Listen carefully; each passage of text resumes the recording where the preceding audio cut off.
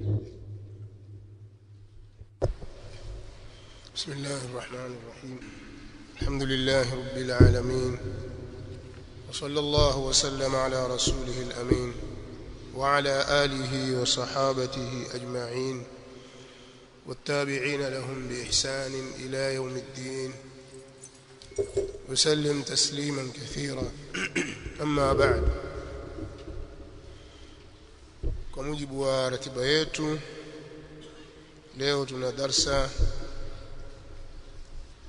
juu ya tarikhul khulafai ar-rashidin kupitia kitabu itmamul wafai fi sirati al-khulafai cha al-Sheikh Muhammad al-Khudhari rahimahullah ta'ala. al-amr wa yanjali فإنه علم يتعلق بسادات هذه الأمة، لا سيما علم التاريخ، تاريخ الخلفاء الراشدين ومن بعدهم من رجال الدين، من سادات التابعين وأتباع التابعين ومن بعدهم من الأئمة، فبهم قام الدين وانتشر الإسلام في ربوع العالم.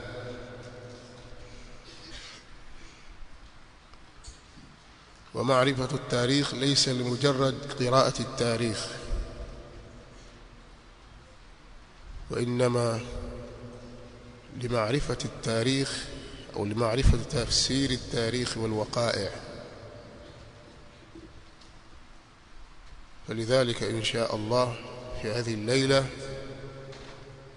نبدأ بذكر شيء من أهم مبادئ هذا العلم، وكيف نقرأ التاريخ، وكيف نستفيد منه، وكيف نستفيد من كتب التاريخ، ولمن نقرأ ولمن لا نقرأ، وعلى أي طريقة.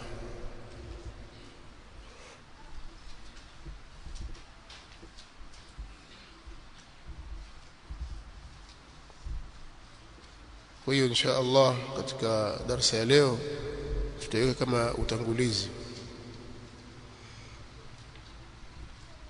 katika kulisoma somo hili la tarikh na historia, na sio somo dogo, ni somo kubwa muhimu. Talibul ilm atakiwa alipatilize, kwa sababu ni somo ambalo linafungamana na watu watukufu katika umma huu ambao kupitia wao ilisimama dini ya Allah subhanahu wa ta'ala. Lakini pia tunajua kwamba historia nyingi zimepotoshwa na mambo mengi yamechanganyikana, kiasi ambacho kama mtu ataachwa asome tu kila anachokiona mbele yake, atabaki katika haira, asijue aelekee wapi wala ashikilipi. Leo ukiachiwa katika maktaba kutubu tarikh, masadir za tarikh na maraji zake, bila ya kuwa na msingi wowote wa kujua namna gani utaisoma tarikh, tadhi'a.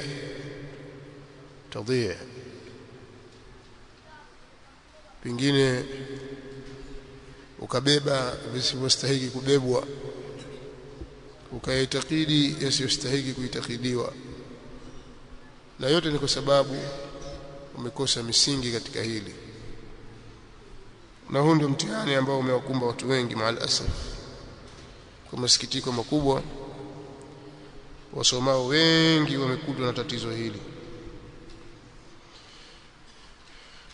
Kwa biidhnillah alkarim sitarefusha, maana nilikuwa nimefikiria mwanzo nitumie kama siku 3 hivi tuzungumzie jambo hili, yani tuzungumzie historia kwa upana, siku ya kwanza, ya pili, ya tatu, lakini kuzungumza tu misingi ya namna gani tutaisoma historia. Alafu bilkhususi nihusishe suala la ukhalifa السنة والجماعة kuhusu khilafa. Halafu tuingie kwenye kitabu. Hili lingechukua kama wiki hivi au zaidi, kwa ninavyolijua ule upana wake, lakini nikabadilisha mawazo nikawa nizungumze tu kwa mukhtasar kuhusiana na swala la tarikhi tu lenyewe, alafu tusome kwenye kitabu.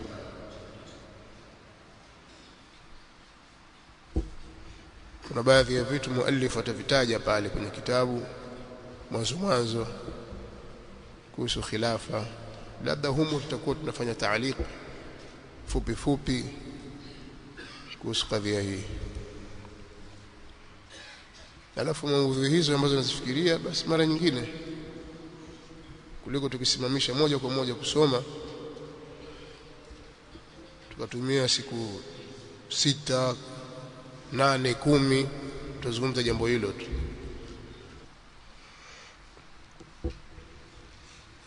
Maudhui ya ilmu ya tarikhi nadhani inajulikana kwenu. Tunapozungumzia jambo la ilmu ya tarikhi, tunakusudia ilmu ya historia. Tunaizungumzia hapa ni baada ya Uislamu, yani baada ya kuja Mtume Muhammad sallallahu alaihi wasallam na kuondoka kwake.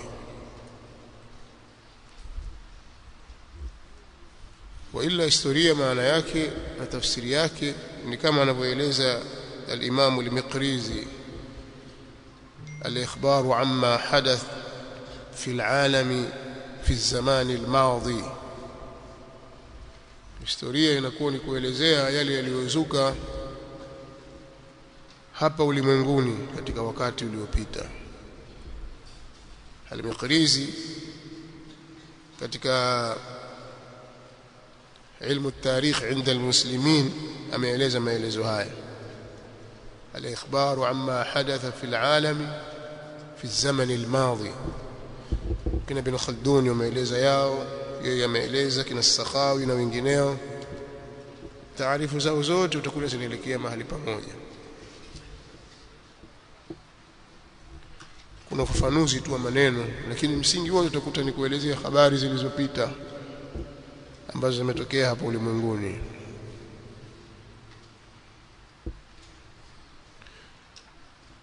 Katika Uislamu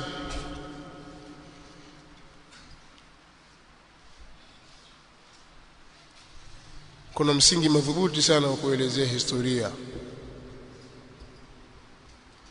ambao unatupa picha ya hali iliyopita, na msingi wenyewe ni al-Qur'an na sunna za Mtume Muhammad sallallahu alaihi wa alihi wasallam zilizo sahihi.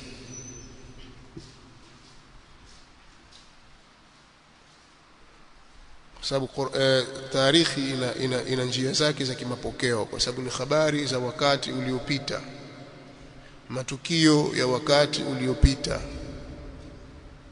Kwa kama ni matukio ya wakati uliopita, ni lazima kupatikane masimulizi. Sasa sisi katika msingi madhubuti kabisa ambao tuko nao historia ni al-Qur'an al-Karim wa sunnatu an-nabawiyyah ash-sharifa wa sunnatu an-nabawiyyah ash-sharifa, sunna za Mtume Muhammad sallallahu alaihi wasallam zilizo sahihi, as-sunnatu an-nabawiyyah ash-sharifa as-sahiha. Kwa habari yoyote iliyoelezwa na Qur'an basi ndio hivyo, na habari yoyote ambayo imeelezwa kinyume na ilivyoeleza Qur'an sio, itakuwa sio sawa. Lakini pia sisi katika kwa mujibu wa maelekezo ya Qur'an tuna msingi madhubuti kabisa wa mapokeo kwa njia ya simulizi. simulizi. Ya ayyuhalladhina amanu in ja'akum fasiqun binaba'in fatabayyanu an tusibu qauman bijahalatin fatusbihu ala ma fa'altum nadimin. Msingi madhubuti kabisa umewekwa na Qur'an katika kupokea habari. Kwa ndani ya msingi huu wa Qur'an pamezalishwa tanzu nyingine. Pana tanzu pale. Katika kwenye msingi huu pana tanzu, tawi lililozalikana kwenye msingi huu, nayo ni njia za kimapokeo, simulizi.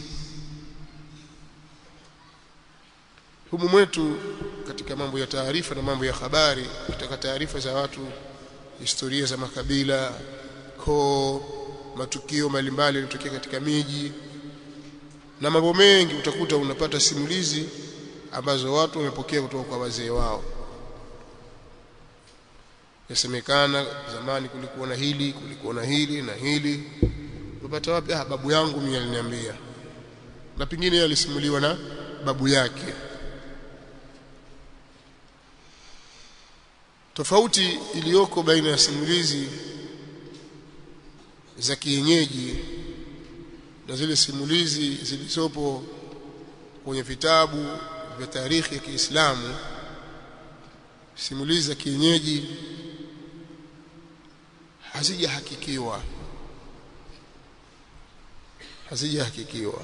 Tukisema hazijahakikiwa ni kwamba hakuna utaratibu maalum wa kujua baina ya ukweli na urongo wa yule msimuliaji,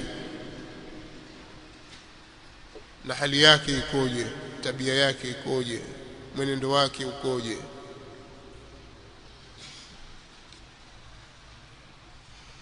Lakini katika Uislamu, tarikhi ya Kiislamu na habari za Kiislamu, wanawazuoni wa Kiislamu mapema kabisa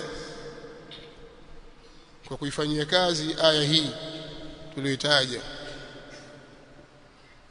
na kuyafanyia kazi mafunzo ya Mtume sallallahu alaihi wa alihi wasallam, habari zilichambuliwa mapema kabisa na zikawekewa utaratibu, wakawekewa utaratibu wa simulizi, na kukawa kuna mfumo maalum wa kuwakagua wasimulizi katika kujua ukweli wao na urongo wao.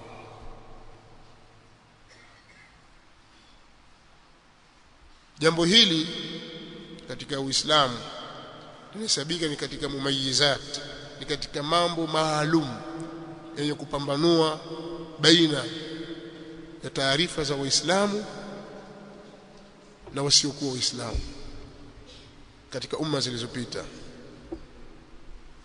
Ni jambo ambalo halijawahi kutokea hapo kabla. Lilitokea kwenye Uislamu na Waislamu wakapokea nalo, na hata baada kwa wale wasiokuwa Waislamu hawakuwa na utaratibu huo pia. Hawakuzinduka kwamba mbona wenzetu wamefanya hivi, ngoja na sisi tuwaige katika utaratibu huu. Wasiokuwa Waislamu walishindwa kuwaiga Waislamu katika hili. Ikawa jambo hili ni katika mambo waliopekeka nayo Waislamu peke yao. Na ndio maana ikasema kwamba al-isnadu min ad-din walaula al-isnadu laqala man shaa ma shaa. Kwa hiyo katika Uislamu pakawa pana kitu muhimu sana chaitwa isnad, ambao ni silsilatu ruwati al-musilati ila al-matn. Silsilatu ruwati al-musilatu ila al-matn ni ule mtiririko wa wapokezi ambao unafikisha mpaka kwenye matni, mpaka kwenye hiyo kauli au hilo tukio linalosimuliwa, mpaka hapo nani kalisema, limemtokea nani, wa hakadha. Jambo hili wamepokea nalo Waislamu peke yao. Huku Uislamu ukawa una msingi madhubuti katika kuchuja habari kupitia alkitabu wa sunna, lakini utaratibu huu na mfumo huu ukazalisha mambo mengi kabisa. Huu wa kuchuja habari, elimu ya riwaya ikawekwa kwa ajili ya kupima mapokezi. na wanazuoni wa mwanzo walioandika mambo ya historia waliuheshimu msingi huu, wakataja kwenye vitabu vyao wakina nani wamewasimulia habari hii imesimuliwa na fulani kutoka kwa fulani kwamba fulani amesema kadha, kwamba fulani kasema kadha, kwamba fulani kasema kadha. Kwa hiyo wakasaidia katika umma. Ikabaki kazi sasa ni ya wale wanaosimuliwa wafanye upekuzi, waangalia hao kina fulani ni kina nani, na wakati wengine tena wakafanya kazi ya kuorodhesha majina ya hao kina fulani waliosimulia kwenye vitabu maalum. Vikaandikwa vitabu vilivyojaa majina ya watu na hali zao. Viko vitabu vilivyotaja au vilivyojihusisha na kutaja watu waaminifu watupu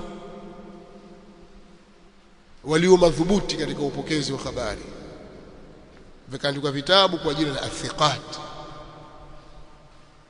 Hao ndio watu madhubuti hao, wakatajwa fulani bin fulani, fulani bin fulani, na wasifu wao na kila kitu chao. Bali vikaandikwa vitabu vilivyohusisha majina ya watu wasio waaminifu, ili kuambiwa tu kwamba habari ukiiona imepita kwa bwana huyu basi ujue hali yake ni hii. Vikapewa majina maalum, mfano kitabu al-majruhin, kitabu al-dhu'afa. Maimamu wakubwa tangu mamia ya miaka iliyopita kwa nyuma waliandika vitabu hivyo, na vingine vikachanganya vyote hawa na hawa. Bali vikaandikwa vitabu vya watu waliosemwa vibaya kwa makosa, alafu wakatetewa kwamba hapana, huyu hakuwa na makosa, huyu ni kadha. Ikaandikwa mizanul i'tidal. Wale wenye makosa wakazamishwa kwenye makosa yao, na wale wasiokuwa na makosa wakatetewa.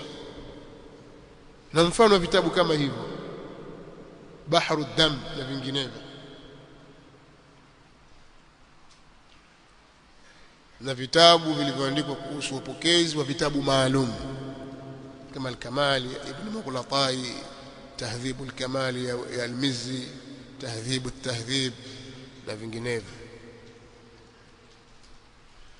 Alhasil maneno yanarefuka nikieleza hili, lakini nataka kusema kwamba ulama wa Kiislamu, wanawazuoni na wataalamu wa Kiislamu wamefanya kazi kubwa ya kutuwekea mazingira ya kuweza kufahamu masala ya habari. Lakini pia kuhusu habari za waliotangulia ambao sisi hatuna taarifa nazo kwa mujibu wa isnadi zilizo sahihi, kwa utaratibu ambao huu umewekwa na ulama wa Kiislamu. Labda habari zilikuwa kabla ya kuja Mtume Muhammad sallallahu alayhi wa alihi wasallam, na hasa kwenye kipindi cha wakati wa Bani Israila, kutoka Isa mpaka wakati wa Musa. Habari zilizokuja katika kipindi cha Taurat mpaka wakati wa Injili. Hapo katikati Mtume sallallahu alaihi wa alihi wasallam pia akatuwekea utaratibu wa kutaamal au na kuamiliana na habari za aina hiyo.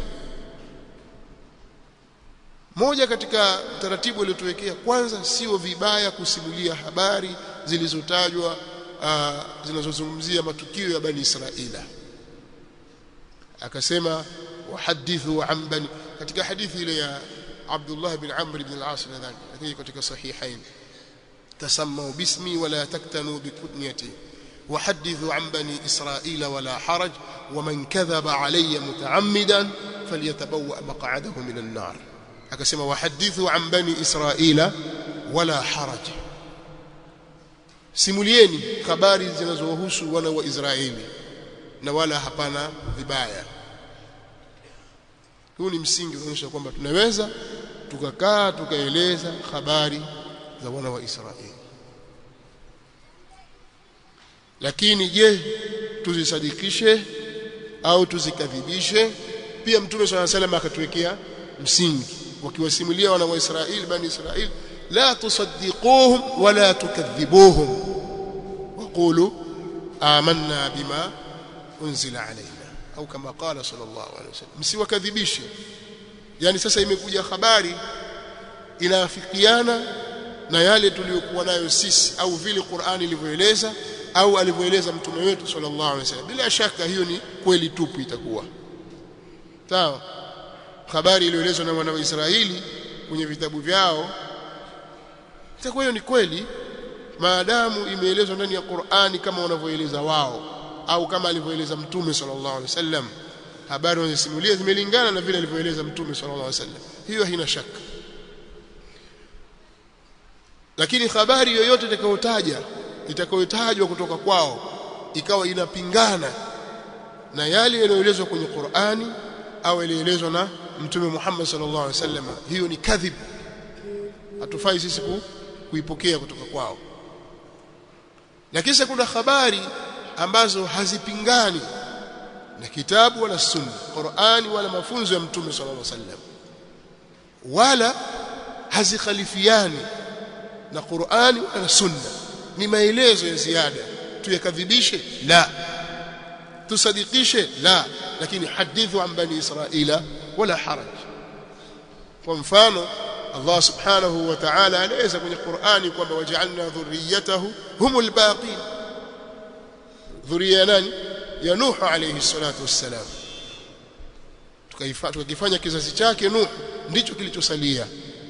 Sisi tunajua kweli watu wote baada ya gharika kuu, Nuh na wale waliosalimika walikuwa katika jahazi pamoja naye, wama amana ma'ahu illa qalil, watu waliishi, lakini vizazi vyao vyote vilikatika. Kizazi kilichobakia ni kupitia watoto wa Nuh alayhi salatu wassalam. Biblia au Torati mathalan ikaje ikaeleza kwamba hao watoto wa Nuh ni Sam na Ham na Yafith. Sawa? Tukiangalia kwenye Qur'ani haijataja, kwenye hadithi haijataja, tukadhibishe? La. Tutasimulia. Sawa? Hatutakadhibisha sisi kwa sababu ni mambo yamekuja kufafanua vitu ambavyo havipingani na Uislamu, na mfano wa mambo kama haya. Kwa hiyo ni kuhusiana na habari zilizokuwa kabla ya mtume Muhammad sallallahu alayhi wa alihi wasallam. Na mbali ya hapo zaidi tutaiangalia Qur'an inatueleza nini, kwa sababu hakuna anayejua ilmu yake isipokuwa fama balul quruni alula. Alipoulizwa hali ya karne zilizopita huko nyuma, akasema ilmuha inda rabbi. Ilmuha inda man? Inda rabbi. Hii inazungumzia masala ya kiyama, lakini ndio hivyo elimu ya watu waliotangulia yote kwa nani? Kwa Allah subhanahu wa ta'ala. Sisi turudi katika msingi wetu kwamba sisi tuna msingi madhubuti wa taarikhi wa kupata taarifa za kihistoria kwa watu waliokuja baada ya mtume Muhammad sallallahu alaihi wasallam. Tunao msingi huu. Kwa hiyo inatakana sisi tunaposoma historia tuuzingatie msingi huo. Kwa mfano tunapoisoma Qur'ani inavyoelezea masahaba Muhammadur Rasulullah walladhina ma'ahu, tunataratibu walladhina ma'ahu ashidda'u 'ala al-kuffar ruhama'u bainahum tarahum ruk'an sujjadan yabtaghuna fadlan min Allah wa ridwana, katika suratul Fath aya 29. Muhammad ni mtume wa Allah na wale walio pamoja naye, wale maswahaba zake wale ambao wako pamoja na mtume sallallahu alaihi wasallam, wale ni ashiddau ala al-kuffar, ni wakali dhidi ya makafiri, hawana mchezo, lakini ruhamau bainahum, ni wenye kuhurumiana baina yao. Utawaona wakiswali, wakirukui kwa pamoja, wakisujudi kwa pamoja. Wanatafuta nini? yabtaghuna fadlan min Allah wa ridwana, hali ya kuwa wanazitafuta fadla kutoka kwa Allah na radhi kutoka kwa Allah subhanahu wa ta'ala. Hili ndio litafuta, watafuta jambo jingine. Tayib, aja mtu sasa hivi akwambia katika tarehe kuna hili aeleza, lakini mafad ya yale maelezo yake yote atakutuambia kwamba masahaba hawakuwa ashiddau ala al-kuffar wala hawakuwa ruhamaa bainahum, hawakuwa wakali kwa makafiri wala hawakuwa ni wenye kuhurumiana baina yao, bal kanu a'daan, bali masahaba walikuwa ni maadui baina yao.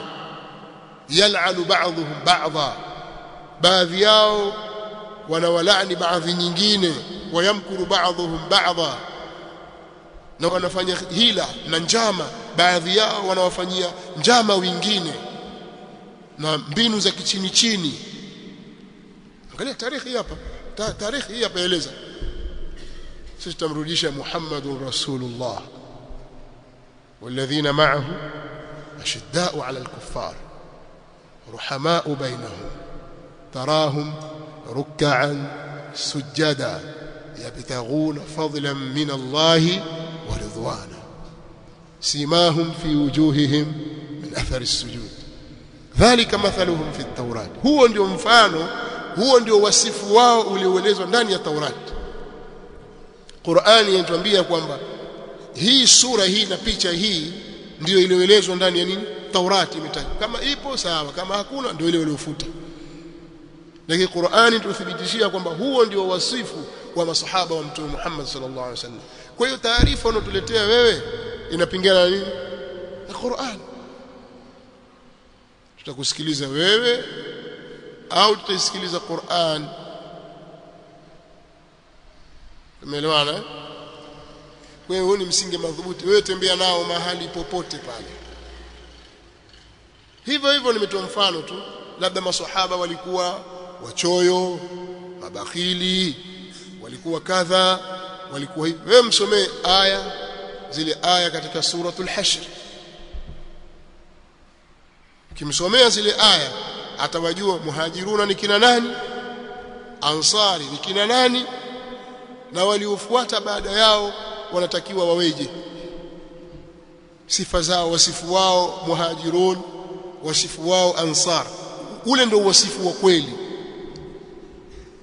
Ndio maana al-Imam al-Qahtani rahimahullahu ta'ala katika kuelezea habari za tarikhi na namna ya kushikamana na taarifa zilizopo katika tarikhi akatuwekea huu msingi, ambao msingi huu ni ile faru iliyotokana ya ayyuhalladhina amanu in ja'akum fasiqun binaba'in fatabayyanu. Akasema la taqbalanna min at-tawarikh kullama jama'a ar-ruwatu wa khatta kullu banani. Usichukue, usikubali kabisa. Sitaukid la taqbalan, usikubali kabisa min at-tawarikh, katika historia kullama jama'a ar-ruwat, kila kilichokusanywa na wapokezi. Usijikuchukulie tu wa khatta kullu banan, na kikaandikwa na vidole, kila kidole kilichoandika basi wewe ukawa wabeba tu. irwi alhadith almuntaqa an ahlihi siyama dhawi alahlami walasnani.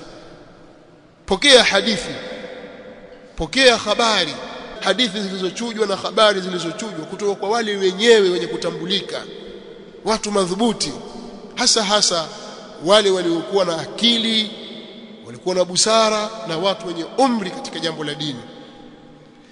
kabni al-Musayyib wal-Ala'i wa Malik wal-Layth waz-Zuhri au Sufyan.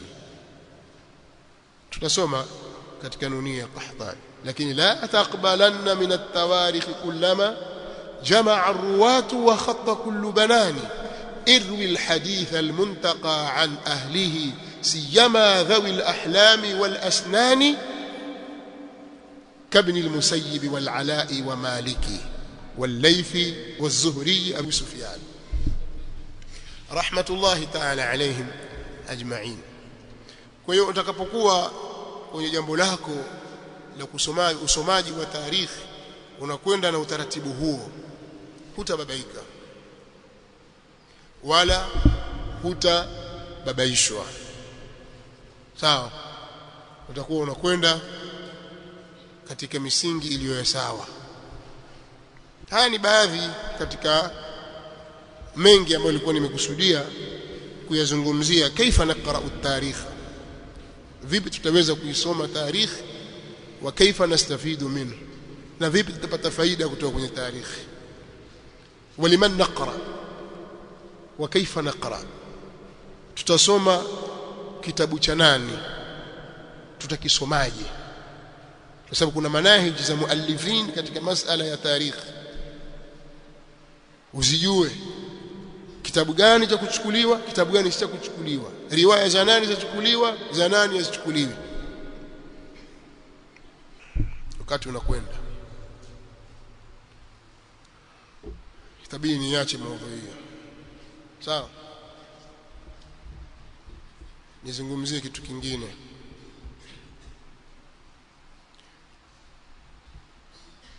Hii maudhui yataka nafasi, yataka wakati, na ni muhimu sana, ni somo muhimu sana. Kinyume cha hivyo, badala ya kustafidi, yani kupata faida kutoka kwenye vitabu vya tarikh, tunaweza kuumia. Nasallallahu alaihi wasallam.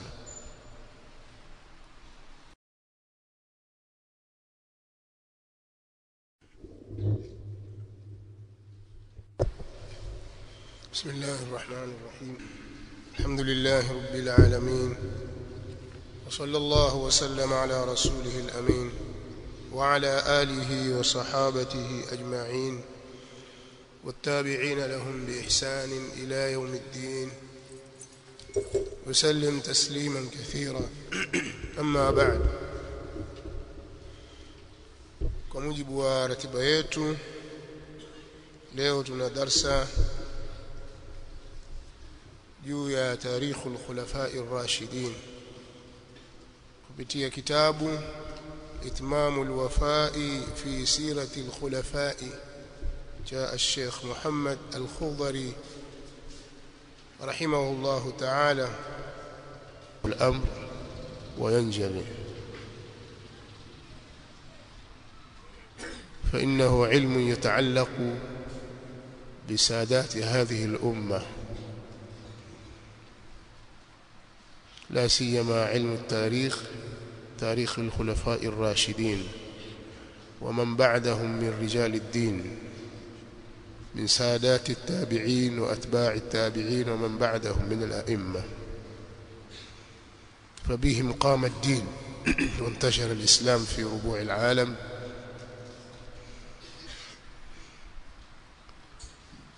ومعرفة التاريخ ليس لمجرد قراءة التاريخ، وإنما لمعرفة التاريخ أو لمعرفة تفسير التاريخ والوقائع. فلذلك إن شاء الله في هذه الليلة نبدأ بذكر شيء من أهم مبادئ هذا العلم، وكيف نقرأ التاريخ، وكيف نستفيد منه، وكيف نستفيد من كتب التاريخ، ولمن نقرأ ولمن لا نقرأ، وعلى أي طريقة.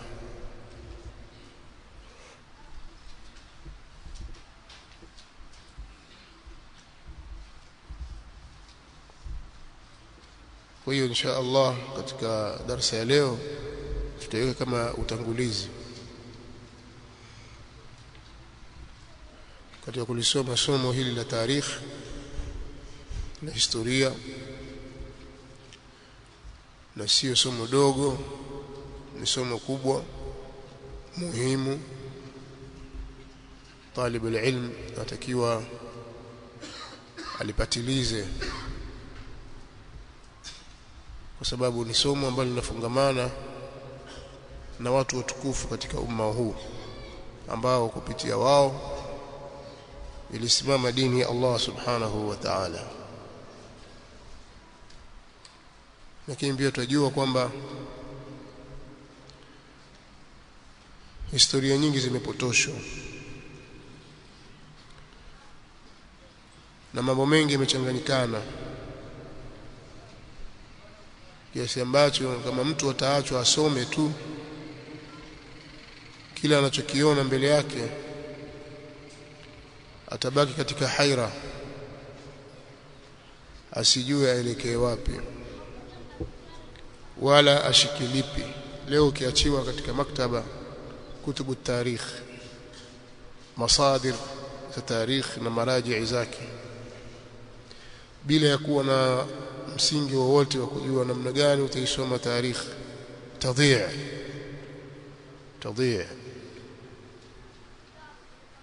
pengine ukabeba visivyostahili kubebwa, ukaitakidi yasiyostahili kuitakidiwa, na yote ni kwa sababu umekosa misingi katika hili. Na huu ndio mtihani ambao umewakumba watu wengi maalasaf. Kwa masikitiko makubwa, wasomao wengi wamekutwa na tatizo hili. Kwa biidhnillah alkarim, sitarefusha, maana nilikuwa nimefikiria mwanzo nitumie kama siku 3 hivi tuzungumzie jambo hili, yani tuzungumzie historia kwa upana, siku ya kwanza, ya pili, ya tatu, lakini kuzungumza tu misingi ya namna gani tutaisoma historia. Alafu bilkhusus nihusishe suala la ukhalifa, السنة والجماعة kuhusu khilafa, halafu ndo tuingie kwenye kitabu. Hili lingechukua kama wiki hivi au zaidi, kwa ninavyolijua ile upana wake, lakini nikabadilisha mawazo, nikawa nizungumze tu kwa mukhtasar kuhusiana na swala la tarikh tu lenyewe, alafu tusome kwenye kitabu.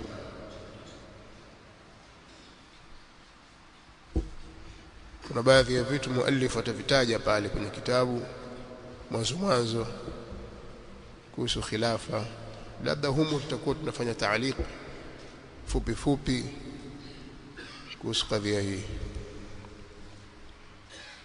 Alafu maudhui hizo ambazo nazifikiria, basi mara nyingine kuliko tukisimamisha moja kwa moja kusoma, tukatumia siku 6, 8, 10 tutazungumza jambo hilo tu.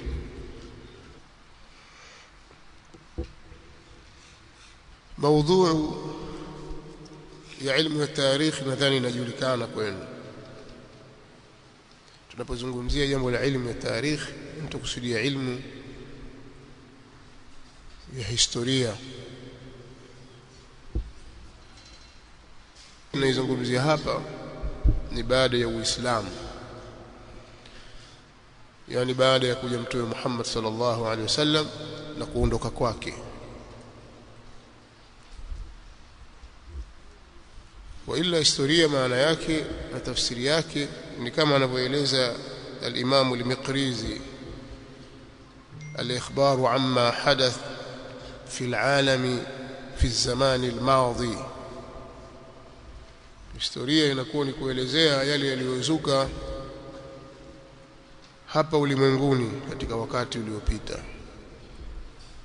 Al-Miqrizi katika ilmu at-tarikh inda al-muslimin ameeleza maelezo haya: al-ikhbaru amma hadatha fi al-alam fi az-zaman al-madi.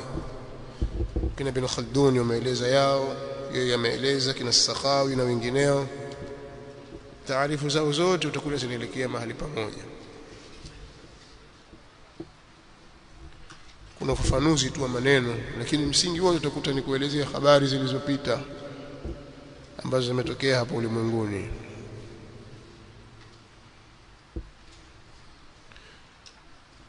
Katika Uislamu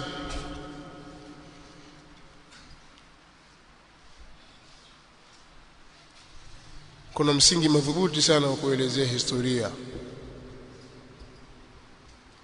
ambao unatupa picha ya hali iliyopita, na msingi wenyewe ni Al-Qur'an na sunna za Mtume Muhammad sallallahu alaihi wa alihi wasallam zilizo sahihi.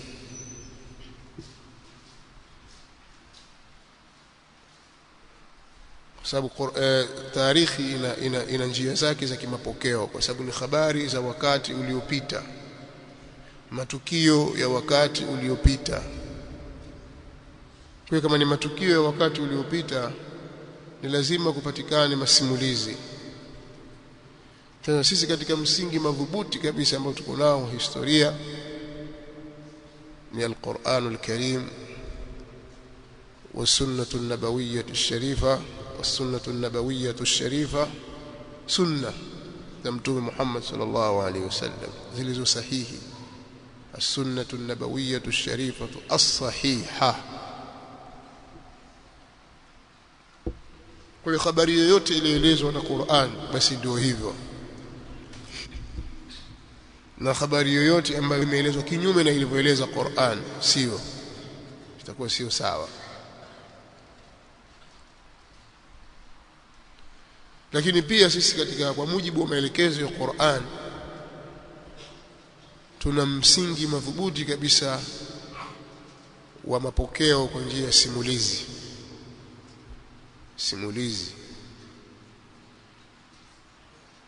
Ya ayyuhalladhina amanu in ja'akum fasiqun binaba'in fatabayyanu an tusibu qauman bijahalatin fatusbihu ala ma fa'altum nadimin. Msingi madhubuti kabisa umewekwa na Qur'an katika kupokea habari. Kwa hiyo ndani ya msingi huu wa Qur'an pamezalishwa tanzu nyingine, pana tanzu pale katika kwenye msingi huu, pana tanzu tawi iliyozalikana kwenye msingi huu, nayo ni njia za kimapokeo, simulizi.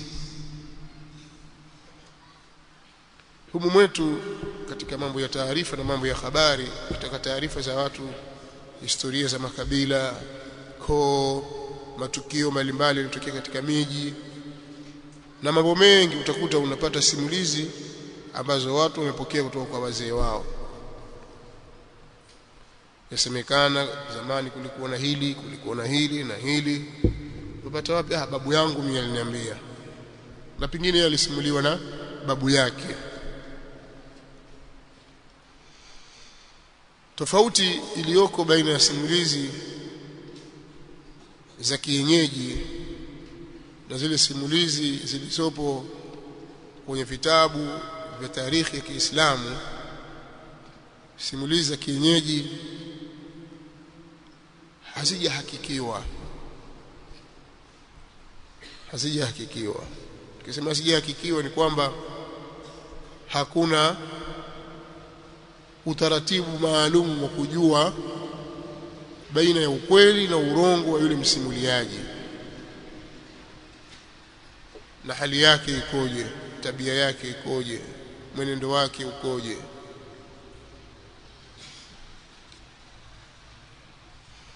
Lakini katika Uislamu, tarikhi ya Kiislamu na habari za Kiislamu, wanawazuoni wa Kiislamu mapema kabisa kwa kuifanyia kazi aya hii tuliyotaja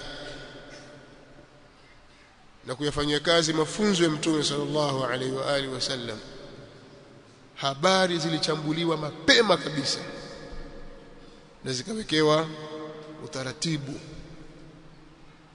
wakawekewa utaratibu wa simulizi, na kukawa kuna mfumo maalum wa kuwakagua wasimulizi katika kujua ukweli wao na urongo wao.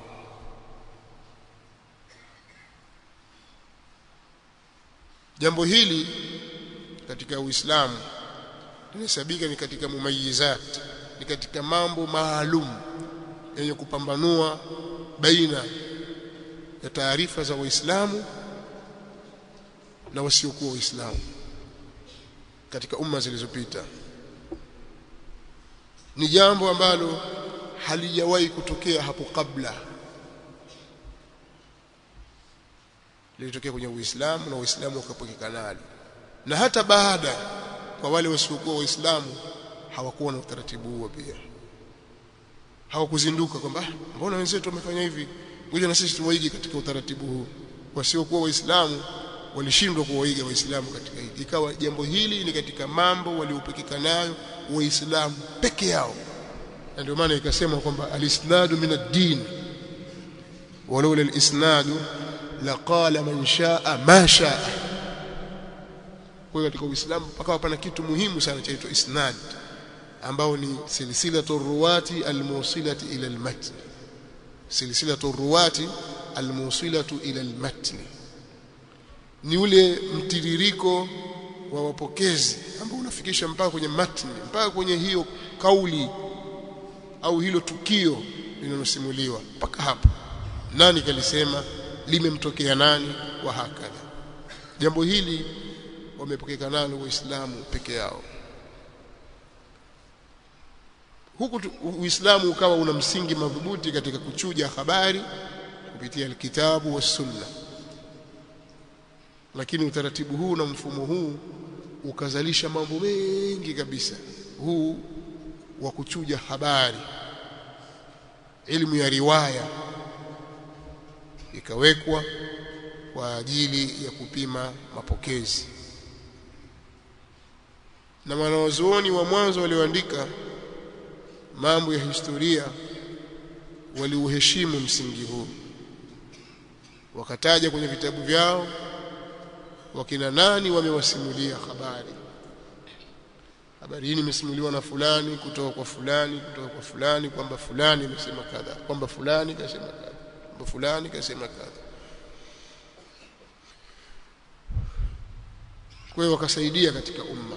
Ikabaki kazi sasa ni ya wale wanaosimuliwa wafanye upekuzi, waangalia hao kina fulani ni kina nani. Na wakati mwingine tena wakafanya kazi ya kuorodhesha majina ya hao kina fulani waliosimulia kwenye vitabu maalum. Vikaandikwa vitabu vilivyojaa majina ya watu na hali zao. Viko vitabu vilivyotaja au vilivyojihusisha na kutaja watu waaminifu watupu walio madhubuti katika upokezi wa habari. Vikaandikwa vitabu kwa jina la athiqat. Hao ndio watu madhubuti hao, wakatajwa fulani bin fulani, fulani bin fulani, na wasifu wao na kila kitu chao. Bali vikaandikwa vitabu vilivyohusisha majina ya watu wasio waaminifu, ili kuambiwa tu kwamba habari ukiiona imepita kwa bwana huyu basi ujue hali yake ni hii. Tukapewa majina maalum, mfano kitabu al-majruhin,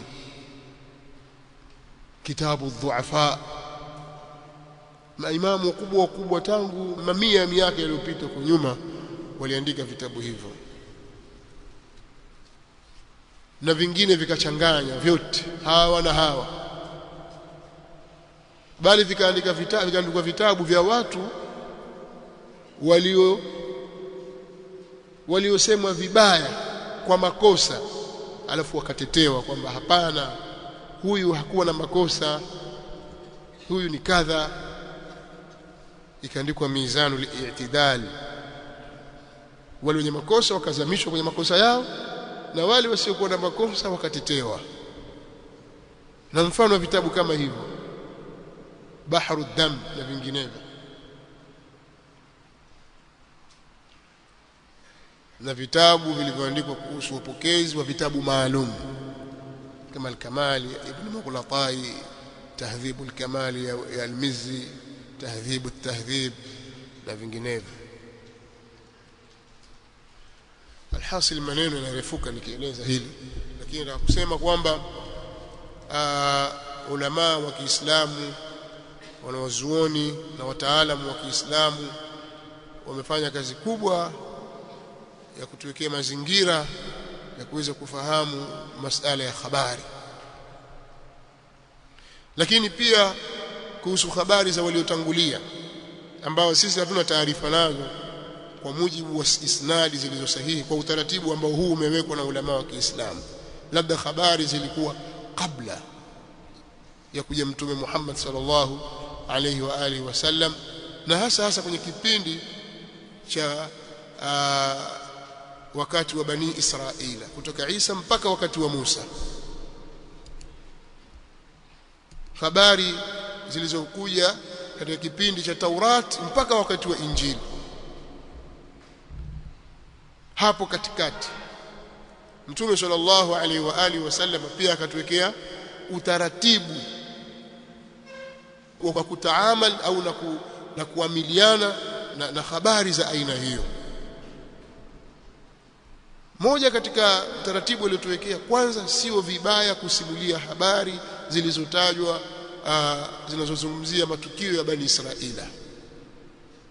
Akasema wahadithu an bani, katika hadithi ile ya Abdullah bin Amr ibn al-As nadhani, lakini katika sahihain, tasammu bismi wala taktanu bikunyati وحدثوا عن بني إسرائيل ولا حرج ومن كذب علي متعمدا فليتبوأ مقعده من النار. akasema وحدثوا عن بني إسرائيل ولا حرج, simulieni habari zinazohusu wana wa Israeli na wala hapana vibaya. Huu ni msingi unaonyesha kwamba tunaweza tukakaa tukaeleza habari za wana wa Israeli. Lakini je, tuzisadikishe au tuzikadhibishe? Pia Mtume swalla Allahu alayhi wasallam akatuwekea msingi wakiwasimulia wana wa Israeli, Bani Israeli, la tusaddiquhum wala tukadhibuhum waqulu amanna bima unzila alayna, au kama qala sallallahu alayhi wasallam, msiwakadhibishe. Yani sasa imekuja habari inafikiana na yale tuliyokuwa nayo sisi, au vile Qur'ani ilivyoeleza au alivyoeleza mtume wetu sallallahu alaihi wasallam, bila shaka hiyo ni kweli tupu itakuwa. Sawa? Habari iliyoelezwa na wana wa Israeli kwenye vitabu vyao itakuwa hiyo ni kweli, maadamu imeelezwa ndani ya Qur'ani kama wanavyoeleza wao au kama alivyoeleza mtume sallallahu alaihi wasallam. Habari wanazosimulia zimelingana na vile alivyoeleza mtume sallallahu alaihi wasallam, hiyo haina shaka. Lakini habari yoyote itakayotajwa kutoka kwao ikawa inapingana na yale yaliyoelezwa kwenye Qur'ani au yaliyoelezwa na Mtume Muhammad sallallahu alaihi wasallam, hiyo ni kadhib, hatufai sisi kuipokea kutoka kwao. Lakini kuna habari ambazo hazipingani na kitabu wala sunna, Qur'ani wala mafunzo ya Mtume sallallahu alaihi wasallam, wala hazikhalifiani na Qur'ani wala sunna, ni maelezo ya ziada. Tuyakadhibishe? La. Tusadikishe? La. Lakini hadithu an bani Israila wala haraj. Kwa mfano, Allah subhanahu wa ta'ala anaeleza kwenye Qur'ani kwamba waja'alna dhurriyyatahu humul baqin. Dhurriya nani? Ya Nuh alayhi salatu wassalam. Tukifanya kizazi chake Nuh ndicho kilichosalia. Sisi tunajua kweli watu wote baada ya gharika kuu, Nuh na wale waliosalimika walikuwa katika jahazi pamoja naye, wama amana ma'ahu illa qalil, watu waliishi, lakini vizazi vyao vyote vilikatika. Kizazi kilichobakia ni kupitia watoto wa Nuh alayhi salatu wassalam. Biblia au Torati mathalan ikaje ikaeleza kwamba hao watoto wa Nuh ni Sam na Ham na Yafith. Sawa? Tukiangalia kwenye Qur'ani haijataja, kwenye hadithi haijataja, tukadhibishe? La. Tutasimulia, sawa, hatutakadhibisha sisi, kwa sababu ni mambo yamekuja kufafanua vitu ambavyo havipingani na Uislamu, na mfano wa mambo kama haya. Kwa hiyo ni kuhusiana na habari zilizokuwa kabla ya Mtume Muhammad sallallahu alayhi wa alihi wasallam. Na mbali ya hapo zaidi tutaiangalia Qur'an inatueleza nini, kwa sababu hakuna anayejua ilmu yake isipokuwa fama balul quruni alula. Alipoulizwa hali ya karne zilizopita huko nyuma, akasema ilmuha inda rabbi. Ilmuha inda man? Inda rabbi. Hii inazungumzia masala ya kiyama, lakini ndio hivyo, elimu ya watu waliotangulia yote kwa nani? Kwa Allah subhanahu wa ta'ala. sisi turudi katika msingi wetu kwamba sisi tuna msingi madhubuti wa taarikhi wa kupata taarifa za historia za kihistoria kwa watu waliokuja baada ya Mtume Muhammad sallallahu alaihi wasallam. Tunao msingi huo. Kwa hiyo inatakana sisi tunaposoma historia tuuzingatie msingi huo. Kwa mfano tunapoisoma Qur'ani inavyoelezea masahaba Muhammadur Rasulullah walladhina ma'ahu, tunataratibu walladhina ma'ahu ashidda'u 'ala al-kuffar ruhama'u bainahum tarahum ruk'an sujjadan yabtaghuna fadlan min Allah wa ridwana, katika suratul Fatiha 29.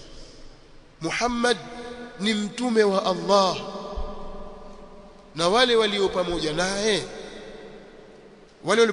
wale maswahaba zake wale ambao wako pamoja na mtume sallallahu alaihi wasallam, wale ni ashiddau ala al-kuffar, ni wakali dhidi ya makafiri, hawana mchezo, lakini ruhamau bainahum, ni wenye kuhurumiana baina yao. Utawaona wakiswali, wakirukui kwa pamoja, wakisujudi kwa pamoja. Wanatafuta nini? Yabtaghuna fadlan min Allah wa ridwana, hali ya kuwa wanazitafuta fadla kutoka kwa Allah na radhi kutoka kwa Allah subhanahu wa ta'ala. Hili ndio walitafuta, watafuta jambo jingine.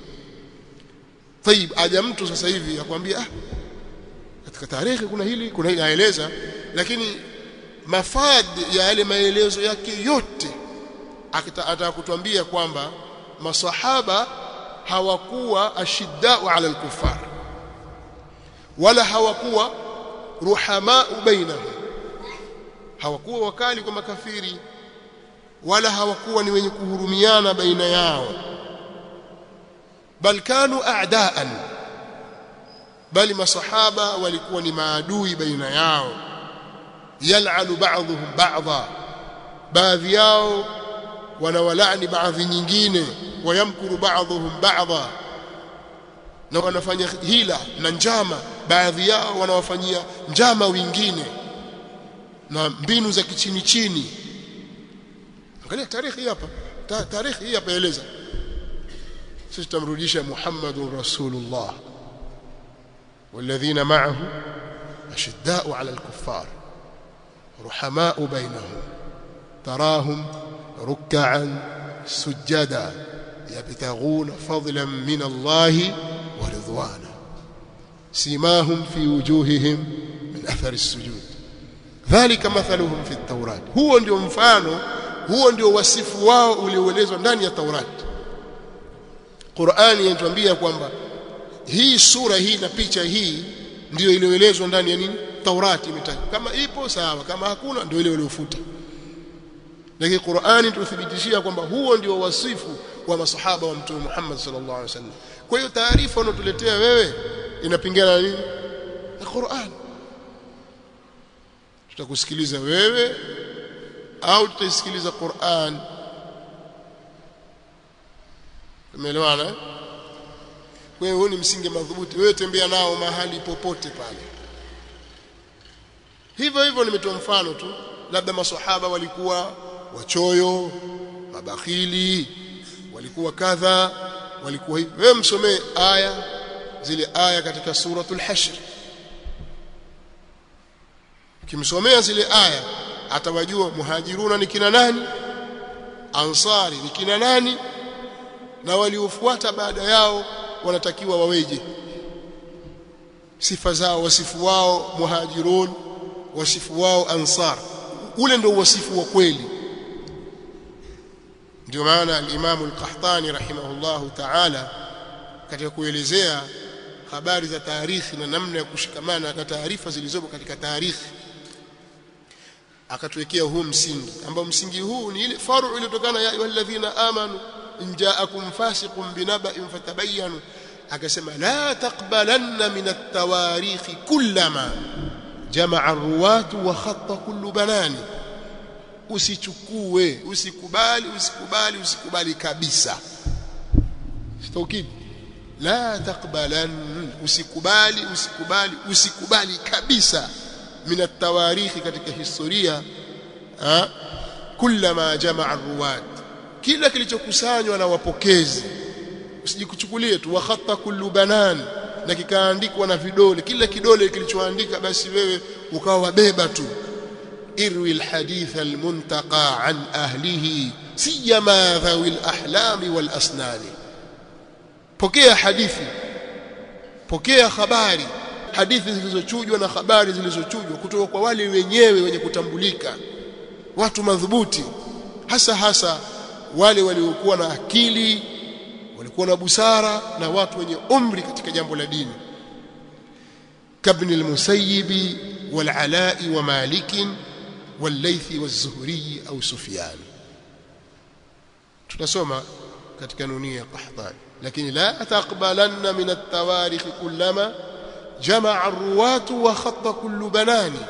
irwi al-hadith al-muntaqa an ahlihi siyama dhawi al-ahlam wal-asnan كابن المسيب والعلاء ومالك والليث والزهري أبو سفيان رحمة الله تعالى عليهم أجمعين kwa hiyo utakapokuwa kwenye jambo lako la usomaji wa tarikh unakwenda na utaratibu huo hutababaika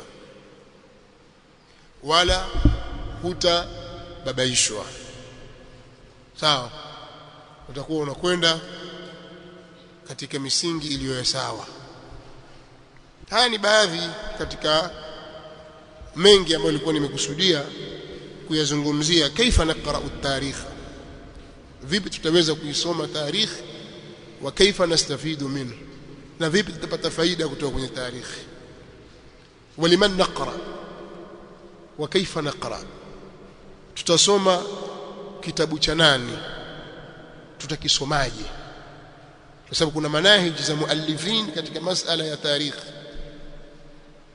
usijue kitabu gani cha kuchukuliwa kitabu gani si cha kuchukuliwa riwaya za nani zachukuliwa za nani hazichukuliwi wakati unakwenda itabidi niache mambo hiyo sawa nizungumzie kitu kingine